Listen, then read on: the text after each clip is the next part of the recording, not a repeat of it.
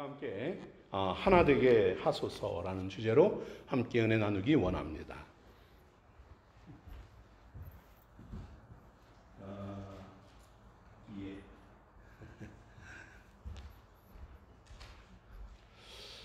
여러분들은 지금까지 생활하면서 인생 속에서 특별히 가장 놀라웠던 좀 충격이다 아니면 너무 놀랍다 뭐 이런 경험들이 있습니까?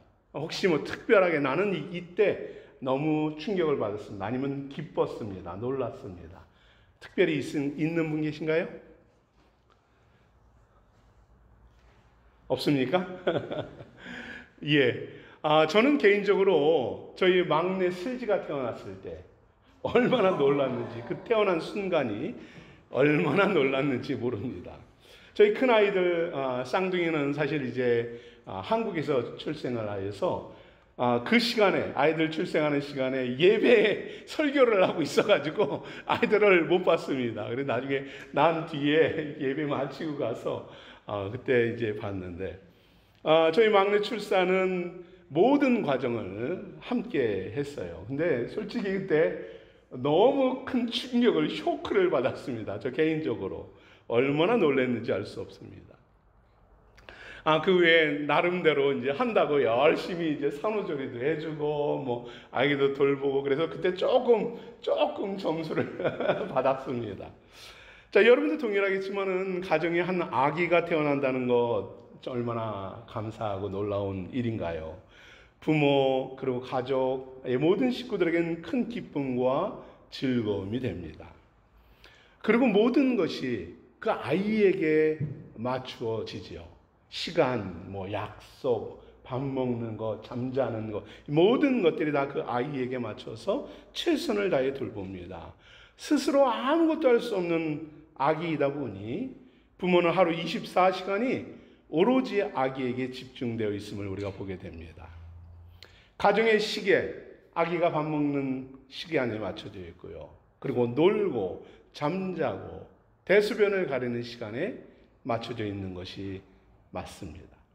아기가 발달 단계에 따라서 먹고 있고 양육하고 성장합니다. 그런데 만약에 그 과정이 뭔가 조금 어긋날 때 어떻습니까? 이빨이 나야 할 때 좀 늦게 난다거나, 뭐 걸음을 걸어야 하는데 걷질 못하거나, 뒤집을 때가 됐는데 뒤집지 못한다거나, 아니면 똥을 싸는 시간에 똥을 안 싼다거나, 뭐 사소한 거 하나하나 그렇지 못하면 그 부모는 근심에 사로잡히고 뭐 갖은 염려를 다하고 하면서 우리 아이들의 건강을 살피게 되지요. 자녀의 육체와 인격 그리고 신앙이 바르게 성장할 수 있도록, 그래서 그들이 독립적으로 잘 자랄 수 있도록 하는 것이 모든 부모가 갖고 있는 그러한 간절한 마음입니다. 여러분, 이렇게 여러분의 자녀를 잘 키우고 성장시키고 거기에 최선을 다한 여러분들을 축복합니다. 응원 박수 보냅니다. 얼마나 힘들었을지 짐작이 돼요. 저도 가까이서 보니 결코 쉽지 않은 일이죠. 여러분의 수고한 노력이 그런데 우리의 수고한 노력이 우리 아이들을 정말 성숙한 인격체로 성장시킨다는 것, 여러분 그것이 축복이 아닌가 싶습니다. 그리고 또 우리가 그들을 위해서 기도하고 신앙으로 권면하면서 신앙인으로 자라가게 하는 것, 여러분 이것은 이루 말할 수 없는 축복 아닙니까? 사회생활하고 직장 다니고 그렇게 성장하는 것을 보면 내 할 돌이 다 했어 뭐 이런 마음도 들게 되는 게 당연합니다. 저도 이제 큰 아이들이 시집 가서 보니까 속 편해요. 아주 마음 편하고, 그래도 내가 많이 할 돌이 다 했죠.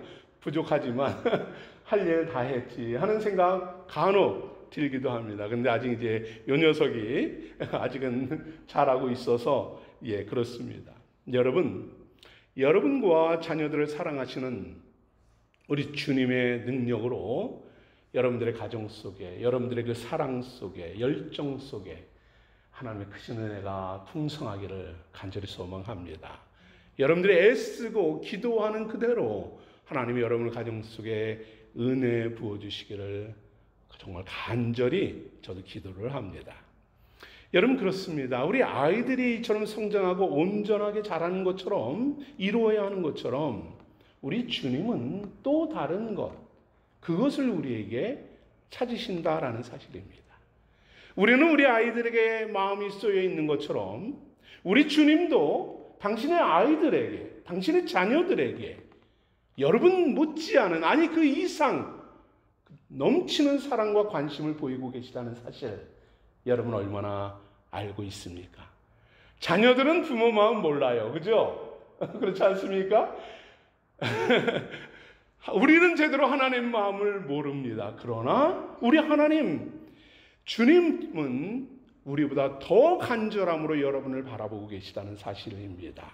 무엇을 위해서? 온전한 성장을 위해서입니다. 그것을 오늘 바울은 인생들을 향한 주님의 최대 관심사가 무엇인지를 소개합니다. 그것이 무엇이냐면 바로 그리스도의 몸된 교회 성도들의 성장입니다. 그것이 무엇이냐면 바로 그것은 우리 생수 교회인 것입니다. 바울은 오늘 말합니다. 내가 너희를 권하노니 너희가 부르심을 받은 일에 합당하게 행하여 라고 합니다.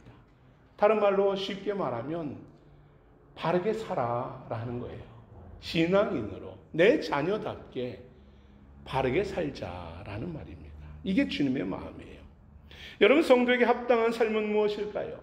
몸이 조화를 이루어 건강하게 살듯이, 우리 아이들이 성장하여서 훌륭한 인격체로 사회인으로 성장하듯이, 신앙인들도 예수 믿음으로 하나님의 자녀답게 성장하는 것, 이것을 주님께서 원하신다는 것입니다.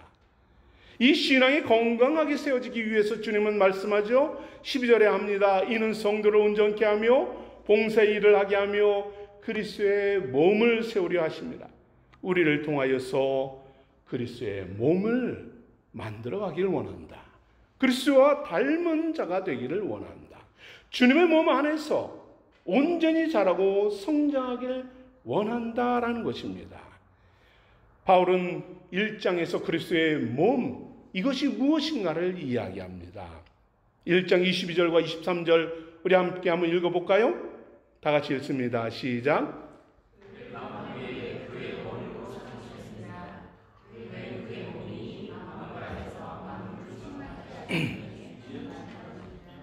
아멘. 그리스도의 몸, 우리가 온전히 만들어가야 하는 그 몸은 무엇인가요? 바로 생수 교회이죠. 주님의 몸 된 교회 안에서 우리를 부르셨습니다. 여러분 모두를 이 생수 교회라는 몸을 만들기 위해서 부르신 거예요. 성령으로 충만한 교회 안에서 예배자로 부르셨습니다. 시간마다 예배 때마다 하나님을 예배하는 자로 부르셔서요, 그때마다 주님이 찾아오셔서 그 예배자로 건강하게 세워지고 있는지를 보신다는 거죠. 기도자로 부르셨습니다. 기도하는 시간에 얼마나 기도를 하고 있는지, 내가 무엇을 들어야 하는지, 어떤 기도로 응답하셔야 하는지, 여러분을 그 기도자로 부르시고 기도의 사람으로 온전히 세워가시는 것입니다. 여러분, 우리가 아기가 태어나서 건강하게 자라고 성장하듯이 성도들도 여러분 마찬가지로 그리스도의 몸으로 교회 생활과 신앙생활을 통해서, 그리고 기도와 예배와 그때 필요할 때, 주님의 언약할 때, 약속하신 그 시간에, 싸야 할 때 싸고 먹어야 할 때 먹는 그 자리에 주님이 오셔서 온전하게 자라가는가 보고 계신다는 거예요.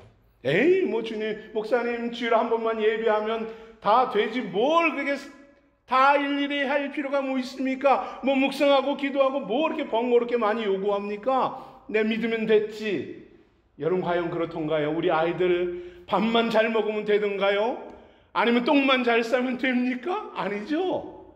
모든 과정이 다 필요하듯이 여러분, 우리가 주님을 만나기 위해, 주님 앞에 온전히 자라기 위해서 그리스도의 몸을 만들어 가야 하는 것입니다. 바울은 이 교회 생활 속에서 온전한 성장을 이루려고 합니다. 그렇다면 우리가 이루어야 할 성장, 그 타겟은 무엇일까요? 오늘 바울은요, 성도의 성장 목표점을 명확하게 말합니다. 어디일까요? 한 키가 190만 자라면 되겠다. 우리는 아이들 자랄 때 그러죠. 한 키가 나보다는 컸으면 좋겠다. 그죠? 나보다는 건강했으면 좋겠고, 그리고 공부는 이만큼 했으면 좋겠고, 부모들마다 다 그래요. 그런데 안타깝게도 저희 아이들은, 큰애들은 엄마보다 키가 작아요. 그래서 하는 말이, 너희는 어떻게 엄마보다 적냐? 이래요. 그러면은 저희 하달미가 큰아이가 한동안은 그래요. 아빠, 그때 왜 때려서라도 먹이지 않았어? 한참 지나고 나서 하는 얘기예요.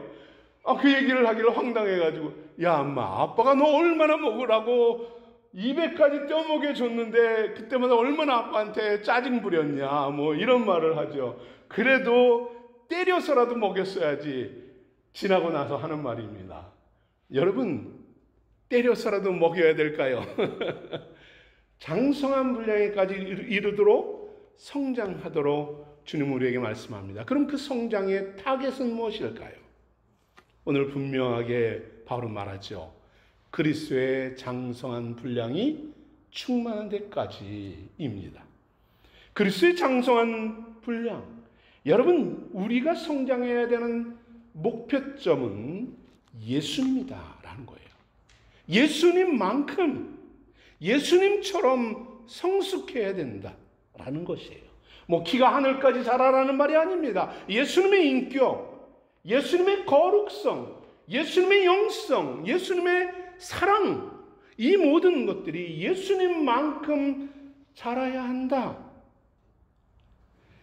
여러분, 이것이 어떻게 가능하겠습니까? 여러분 생각되지요? 여러분, 그런데 글쎄요, 저도 터무니없으니까 자신할 수는 없습니다만, 그런데 여러분, 우리가 어디로 나아가야 할 사람들입니까? 우리는 주님 보좌 앞에 설 사람들이에요.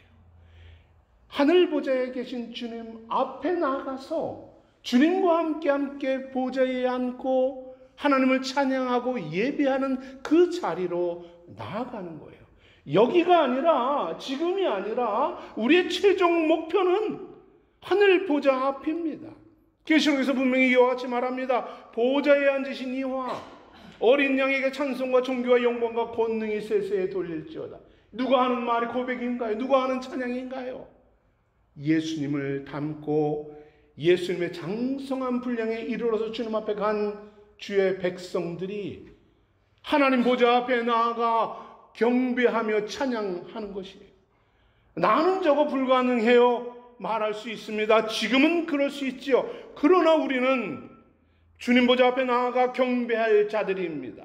주님을 더 깊이 그래서 알아가야 하는 것이고요. 그래서 주님을 닮아가야 하는 것이고, 동행하며 때에 따라 먹고 마시며 기도하며 구하며 순종하며 나아가는 이유가 바로 주님의 장성한 분량에 이르기 위함이다 라는 사실이에요. 여러분, 지금 우리가 주님과 동행하는 이유가 바로 그것입니다. 지금 우리가 주님을 찬양하는 이유가 바로 그것입니다. 지금 우리가 성숙하지 않으면 안 되는 이유가 바로 그것이에요.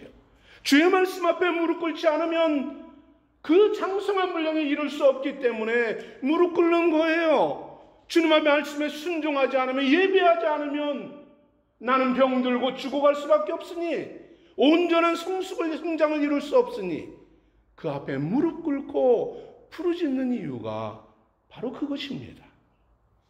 여러분, 그렇다면 우리는 어떻게 예수님처럼 성장할 수 있을까? 어떻게 장성할 수 있을까요?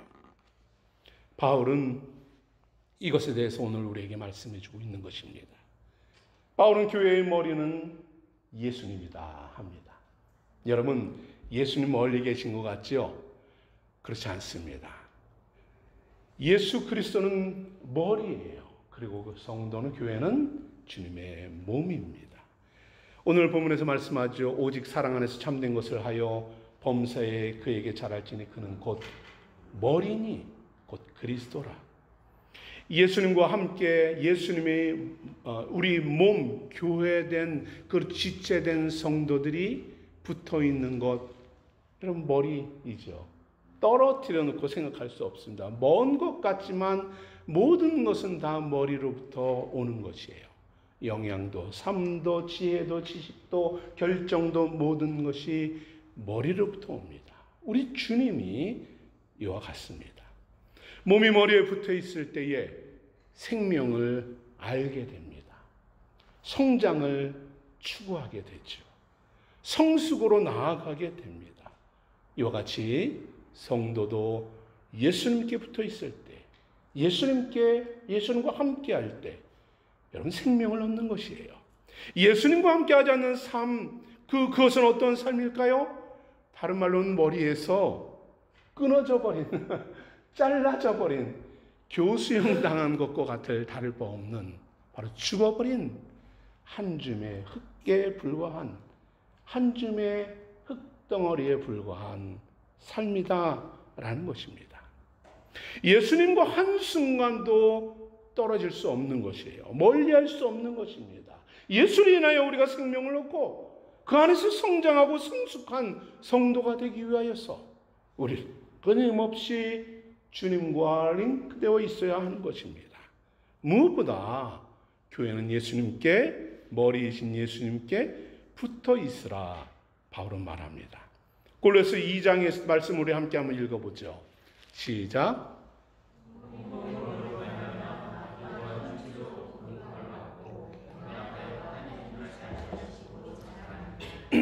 아멘.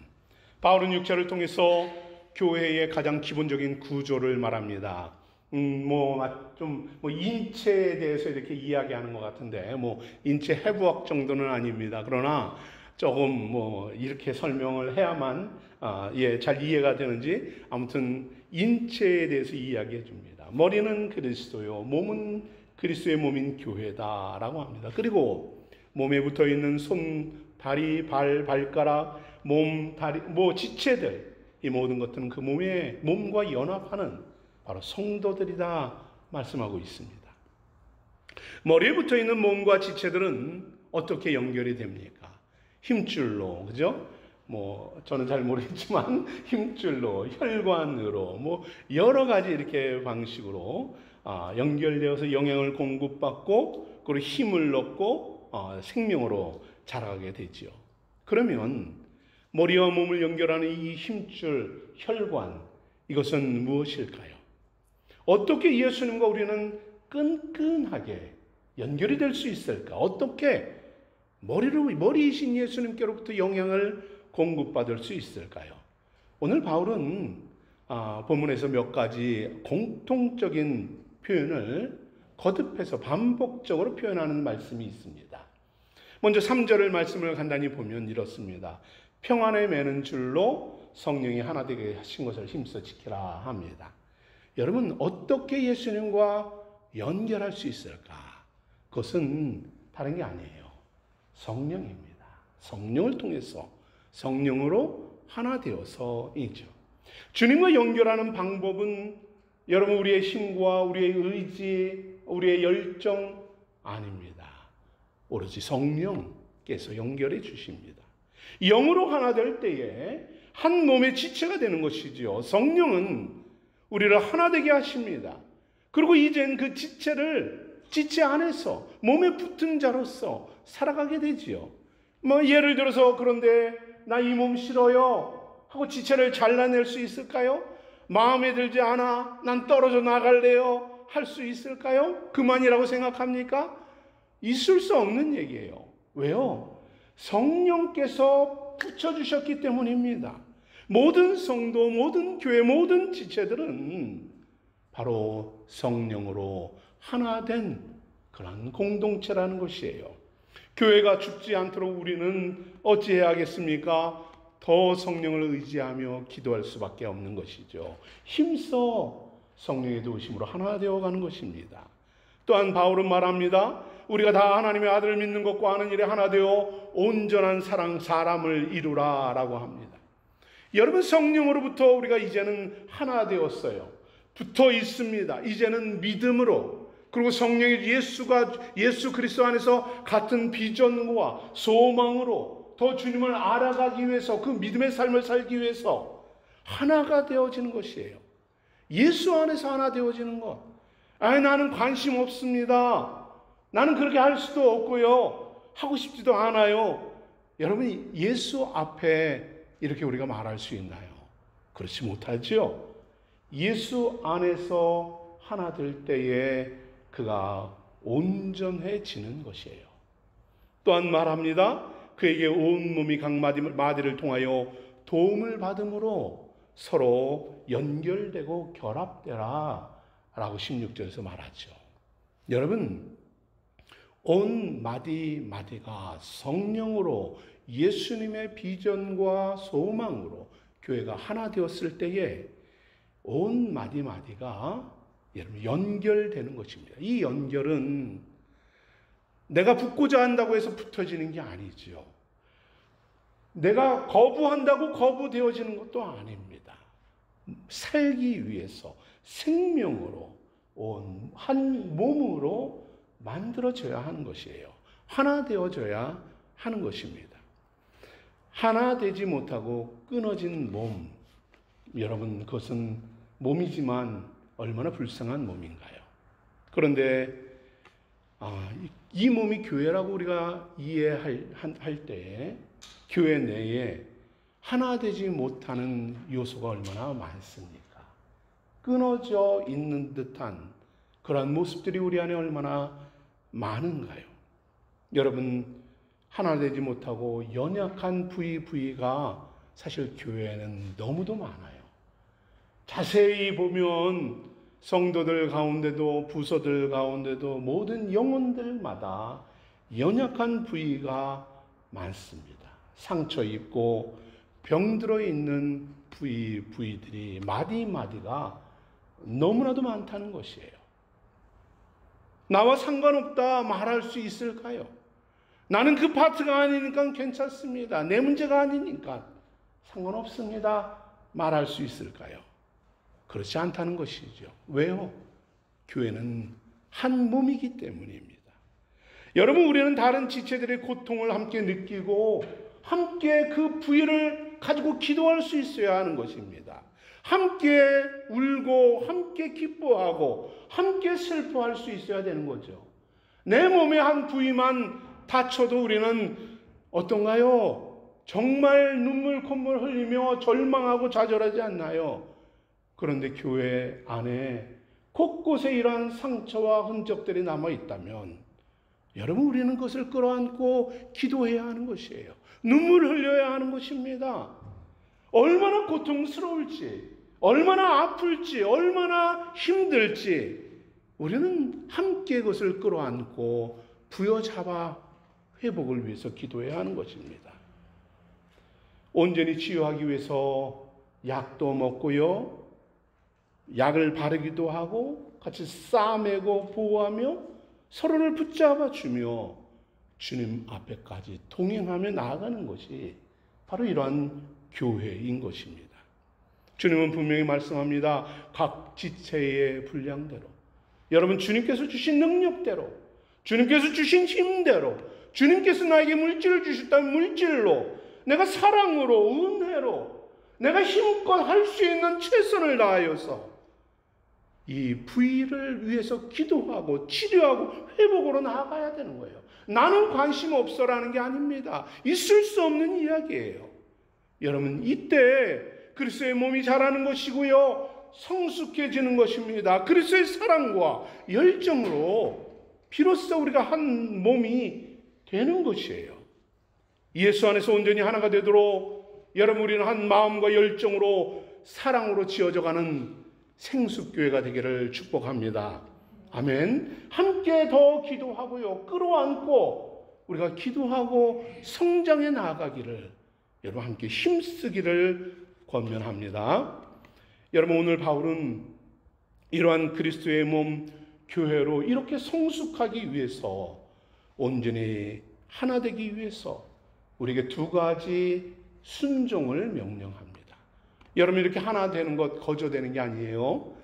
두 가지 순종, 무엇을? 두 가지만 살펴보려고 합니다. 첫째로는 바울은 단호히 말합니다. 겸손해라 합니다. 왜 상처가 있고 왜 뜯어지고 불화가 있고 아픔이 있느냐? 겸손하지 못하기 때문이다 하죠.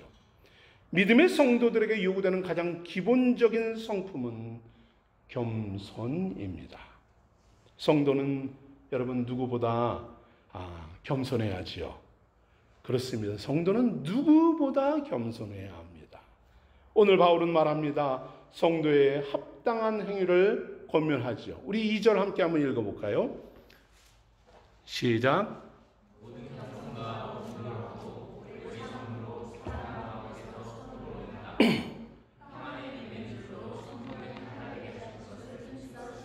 아멘. 여러분 겸손 속에 온유와 친절과 오래 참음, 부드러움, 용납, 인내 이 모든 것들이 다 포함되어 있다라고 보시면 됩니다.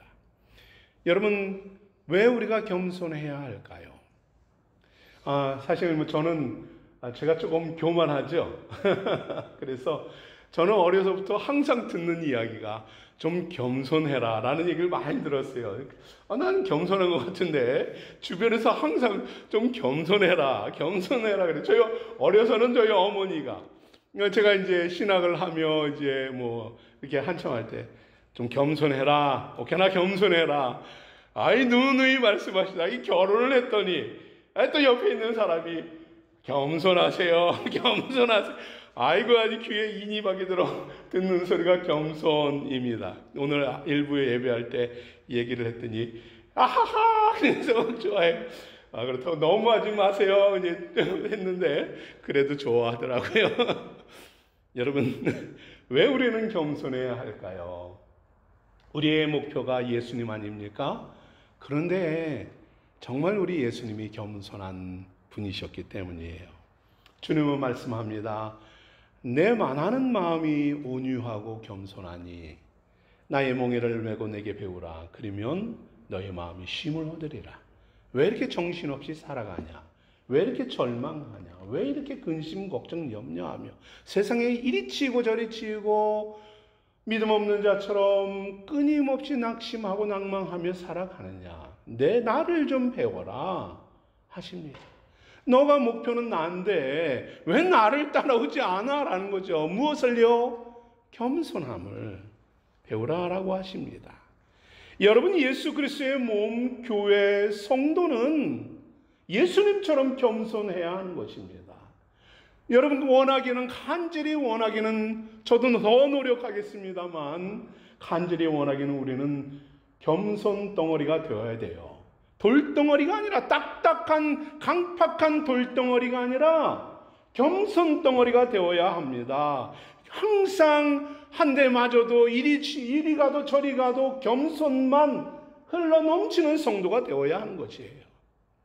모두가 주님과 같이 겸손과 온유함으로 예수님과 함께 멍에를 메어야지요.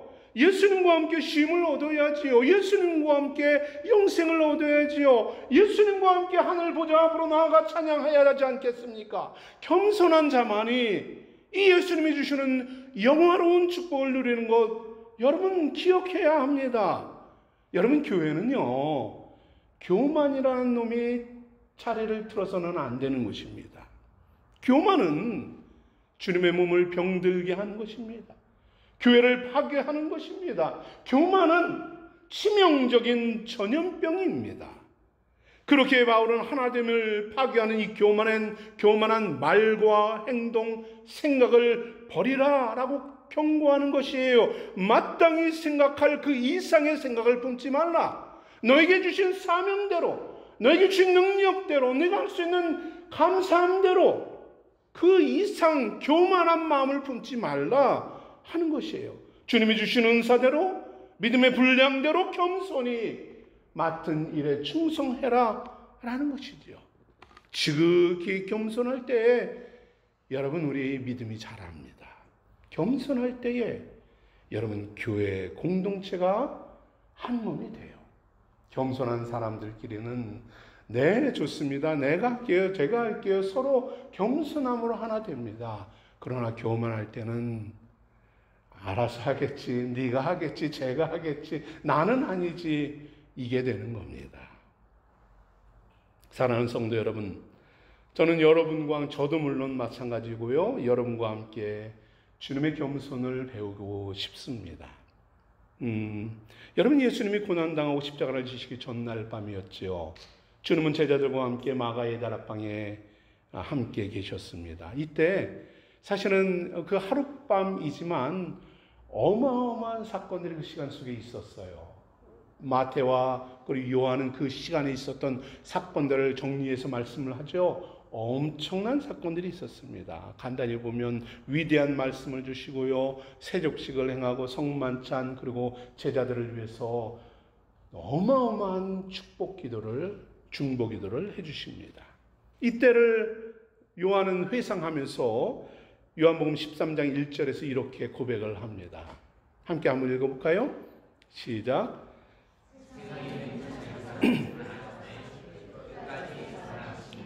예, 여러분, 주님은 여러분을 사랑하시는 분임을 믿습니다. 아멘. 주님이 여러분 사랑하시는 줄 알죠? 예, 예수님은 얼마나 여러분을 사랑하신지 모릅니다. 끝까지, 여러분, 우리 생명 다하는 그 시간까지 주님은 여러분을 사랑하십니다. 저는 이 주님의 사랑을 정말 어마어마하게 경험했는데, 정말 말할 수 없는, 너무너무 감당할 수 없어서 결국은 이 자리에 오게 됐습니다만, 근데 그 사랑을 갚지 못해서 항상 부끄럽고 죄송스러운 마음입니다. 여러분을 사랑하시는 분이에요. 그런데 이 끝까지 사랑하시는 이 사랑이 무엇인지 아느냐, 바울은 말합니다. 요한은 말해요. 그것이 바로 겸손이었다. 거기에 감동하며 요한은 글을 써내려가지 않습니까? 주님은 절대 권위적이지 않았어요. 주님은 절대 강압적이지 않았습니다. 주님은 어느 누구도 책망하고 저주하지 않았습니다. 안타까움과 눈물로 그들을 그 하룻밤을 끝까지 사랑하시며 제자들과 함께 하셨어요. 자신의 모든 열정과 애정을, 기쁨을 지원하며 차원하며 주님은 직접 제자들 앞에 무릎 꿇고 물을 떠서 제자들의 발을 씻기시며 두르신 수건으로 그들의 발을 하나하나 닦아주셨죠. 바로 겸손의 극치를 이루시는 겁니다. 주님이 그냥 발만 닦았을까요? 아마도 제자 하나하나와 대화를 하면서 닦지 않았을까요? 예를 들어 베드로를 보면서, 아이고, 지난 3년간 시간을 돌아보면서 힘들고 고생했던 이 제자 베드로, 처음 내가 당신을 만났을 때는 요한의 세례토였는데 3년 전 그 시간 저 요단강변에서 당신을 만났는데 이렇게까지 함께 하였더니 너무 고맙구나 하면서 이야기하지 않았을까요? 당신을 만난 것이 나에게 큰 기쁨이었고 지난 3년 함께한 시간이 너무 만족스러웠다. 반석 같은 믿음으로 흔들림 없이 동행한 당신이 너무 고맙다 하며 발을 닦아주지 않았을까 싶습니다. 여러분, 사실 이 밤에 예수님은 모든 것을 알고 있었습니다. 그래서 요한은 말합니다. 13절을 우리 함께 읽어보죠. 시작.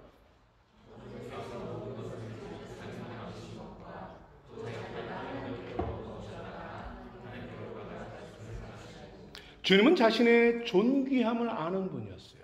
하늘 보좌에 계신 분임을 알았습니다. 자신이 하나님의 아들임을 알고 계신 분입니다. 또한 자기를 배반할 자들이 그 아래에 있다는 사실을 압니다. 자기를 버릴 자들, 팔아먹을 자들, 다 도망갈 자들이라는 사실도 명확히 알고 계셨어요. 그럼에도 우리 주님은 뭐합니까? 겸손히 끝까지 사랑하며 그들에게 겸손의 본을 보입니다. 그리고 주님 말씀하시죠. 내가 주와 또한 선생이 되어 너희 발을 씻었으니 너희도 서로 발을 씻어주는 것이 옳으니라. 겸손의 행위를 본을 보이시면서 너희가 이것을 알고 행하면 복이다 라고 합니다.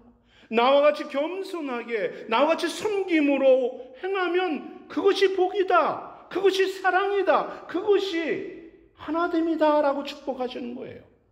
겸손의 삶을 살아가는 복된 자가 되라 제자들에게 말씀하고 있는 것입니다. 여러분, 그렇습니다. 겸손한 섬김과 삶으로 주님은 몸된 교회를 세워가시는 것입니다.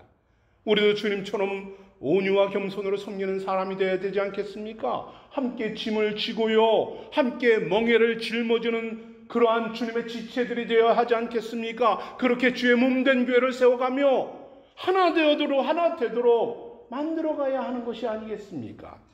주님과 하나 되어 겸손히 그리스도의 몸된 교회를 성장시키고 성숙시키는 그런 생수의 성도들 되기를 축복합니다. 아멘. 두 번째로는 오늘 바울은 말합니다. 우리가 어떻게 그리스도에게까지 이룰 수 있을까? 두 번째는 사랑이다 합니다. 사랑 안에서 하나 되어야만 하는 거예요. 교회를 하나로 붙잡을 수 있는 어떤 그 본드는 무엇일까요? 그것은 사랑입니다. 사랑이라는 접착제만이 주님의 교회를 온전히 세울 수 있어요. 사랑이라는 접착제만이 여러분 서로 하나하나를 사랑으로 뭉칠 수 있게 되는 거예요. 이 사랑만이 우리 교회를 온전히 세우는 것이에요. 오늘 바울은 본문에서 크게 두 가지 사랑을 이야기합니다. 먼저는 사랑 가운데 서로 용납하는 것이다 라는 용납하는 사랑을 이야기합니다. 그리고 두 번째는 사랑 안에서 참된 진리로 살아가는, 진리를 말하는 삶이다 합니다. 여러분, 용납과 진실의 말, 이것은 무엇일까요? 바로 사랑을 온전히 만들어주는, 균형 잡게 해주는 두 가지 핵심 축입니다. 교회에는 용납과 진리가 함께 있어야 되는 것입니다. 여러분, 용납은 무엇입니까? 너그러운 마음으로 타인의 말과 행동들을 받아들이는 것입니다. 심지어 여러분, 사랑으로 타인의 약점까지 품는 마음이 용납입니다. 비록 내 생각과 다를 수 있어요. 내 마음과는 맞지 않을 수 있습니다. 의견이 다를 수 있고 충돌이 일어날 수 있습니다. 하지만 다름을 받아들이는 것이에요. 애정을 품고 상대를 존중하는 것입니다. 인정하고 응원하는 것이죠.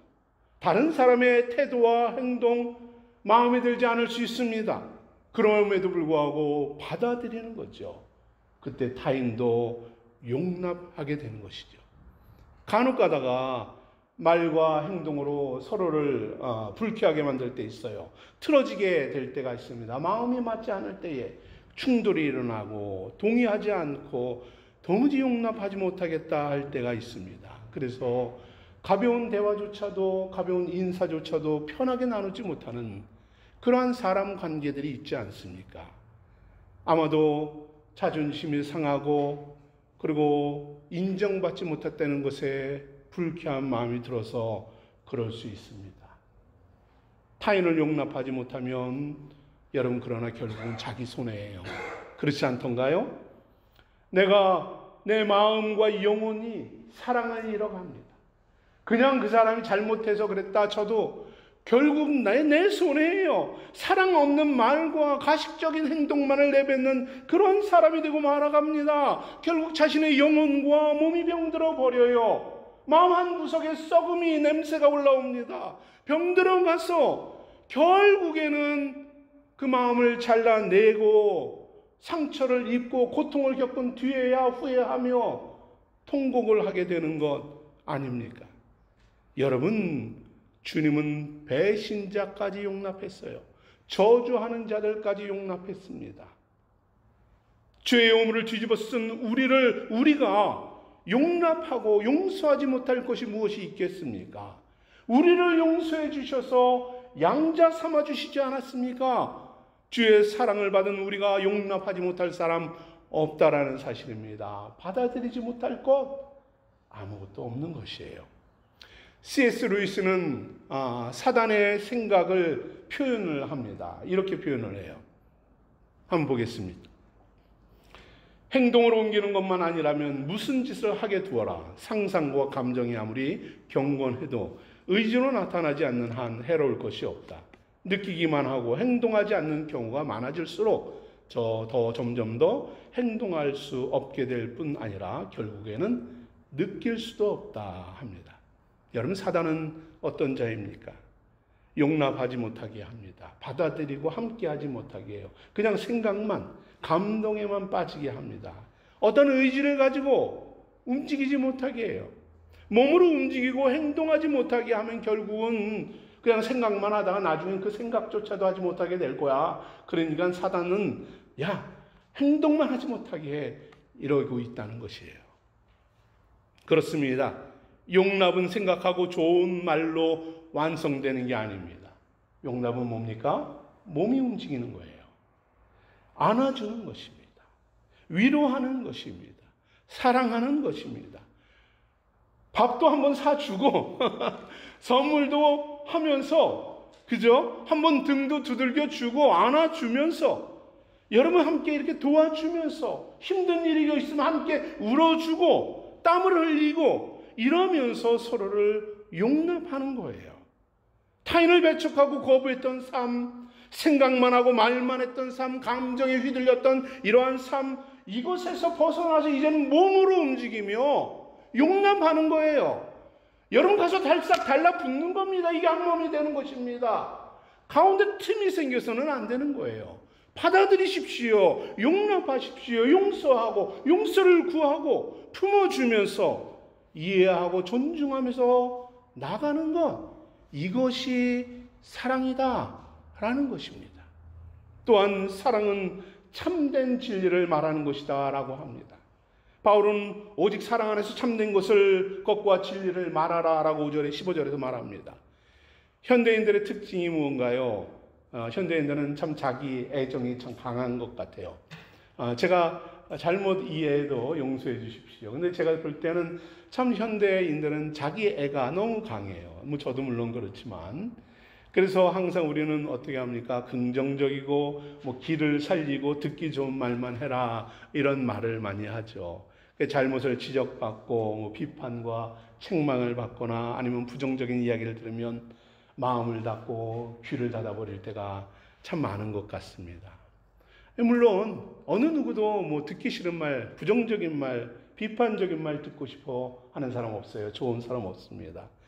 그런데 현대인들은 더 그게 강한 것 같아요. 만약에 오늘 바울이 이 자리에 와서, 아니면 대중 집회에서 내가 참된 것을 말한다 하면서 내 말 들어, 넌 이런 죄 졌고 넌 이런 죄 졌고 이거 회개하고 이거 하면서 다 지적한다면 아마 현대인들은 어떻게 생각했을까요? 아이고 꼰대 나셨네 하지 않을까요?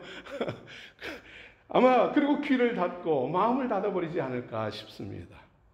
정말로 참과 진실을 말하는 건 정말 어려운 것 같아요. 그래서 참아 말하지 못하고 그냥 입에, 마음에 이렇게 덮어둘 때가 참 많습니다. 그러나 우리는 사랑과 애정으로 우리 안에 있는 진리를 말해야 되는 것이죠. 이해시키고 권면하고 용납의 마음을 전하는 것, 여러분 이것은 참 필요합니다. 여러분 미안하고 안타깝게도 목사라는 직책이 말해야 되는 직책입니다. 제 사명이 목사는 사랑으로 권면해야 하는 게 제 일입니다. 조금 뭐 저기 하면 그거 이래 좀 미안하지만 꼰대 짓을 할 수밖에 없는 게 이 목사더라고요. 그래서 거짓, 잘못된 것, 형식적인 것, 모순된 것 말하지 않을 수 없습니다. 때로는 여러분들이 듣기 힘들 때 있을 거 압니다. 그죠? 지혜롭게 말을 해야 하지만 제가 지혜가 좀 부족해서 어쩔 수 없이 말해야 할 때도 있습니다. 여러분이 좀 이해하고 목사님 저렇게 말할 수밖에 없는 거니까 하겠지. 싫어도 들어야지 하고 조금 여러분들이 이해해 주면 좋겠습니다. 근데 이게 저의 사명이지만 저도 말할 때 참 힘든 게 있어요. 여러분에게 좀 이야기해야 될 것 같아요. 말은 하는데 참 힘들 때가 있습니다. 듣는 이들이 마음과 귀를 닫아버릴 때 그렇습니다. 거부감으로 이렇게 배척할 때, 참 여기서 내가 더 이상 뭘 말을 해야 될까? 뭘 더 이상 권면할 수 있을까? 사실 이런 생각이 들어요. 저는 일반적으로 그러면 말을 닫는 경향이 있습니다. 그래서 제가 사실은 이게 조금 저의 잘못인데, 저도 이제 모난 부분인데 아직까지 잘 안 돼요. 그러면 말을 못하면 그를 못할 때가 많습니다. 여러분, 제가 비록 말과 표현이 부족하지만 저는 여러분이 정말로 간절히 바라는 것은 여러분들이 성령과 사랑으로 살아가는 것을 보고 싶습니다. 여러분들이 우리 생수교회가 하나 되는 것을 저는 정말로 보고 싶습니다. 그냥 말이 아니에요. 저는 조금 인사이트가 있습니다. 그래서 좀 잘 파악을 해요. 그렇기 때문에 여러분, 저는 사실 그러한 부분들을 가지고 기도를 합니다. 정말로 제가 바라는 것은 우리 생수교회 성도들의 마음, 닫힌 마음을 열고 서로 사랑하고 용납하고 예수 안에서 하나 되어가는 것을 보고 싶습니다.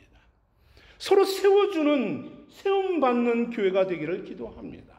생수교회가 주님의 몸된 교회로서 한 지체로서 진리의 말씀과 사랑 안에서 세워져야 하는 것, 이것이 오늘 바울이 우리에게 던지는 질문인 것입니다. 사랑하는 성도 여러분, 주님의 몸된 교회로서 어린아이의 성장을 우리가 정말로 열정을 가지고 돌보고 케어하며 품고 돌보듯이, 온 마음과 정성을 기울여 세우듯이, 여러분, 우리도 생수교회가 그렇게 세워지고 하나 되도록 섬기고 사랑으로 용납하며 진리 안에서 세워져가는 공동체 되도록 우리도 간절히 기도하며 나아가야 하는 것이에요. 최근 우리 생수교회에서 진리를 말하고 나누는 사역을 시작했죠. 1:1 양육자와 동반자들이 세워져서 함께 나눔을 갖습니다. 얼마나 감사한지 몰라요. 이 사역은 양육자와 동반자가 모두 함께 예수님의 제자로 성장해 가는 과정입니다. 예수님의 제자로 성장하기 위해서 양육자와 동반자 누구보다 겸손해야 합니다. 누구보다 말씀과 기도로 살아야 합니다. 누구보다 뜨거운 열정과 사랑으로 배려하고 용납하며 하나 되어야 하는 것입니다. 여러분, 이와 같이 되어서 모든 우리 생수의 성도들이 말씀과 기도로 살아가기를 정말 간절히 바라요. 그냥 아는 것이 아닙니다. 살아지는 것이고 살아내는 것이고, 예수 그리스도에 이르기까지 내가 다음 대의 주님의 보좌 앞에 나아갈 수 있는 믿음의 분량까지 이르는 것, 이것입니다. 이를 위해서 저도 끊임없이 나아가고 있고요. 여러분도 그와 같이 되어야만 하는 것입니다. 이와 같이 사랑으로 세워지는 우리 생수교회 되기를 축복합니다.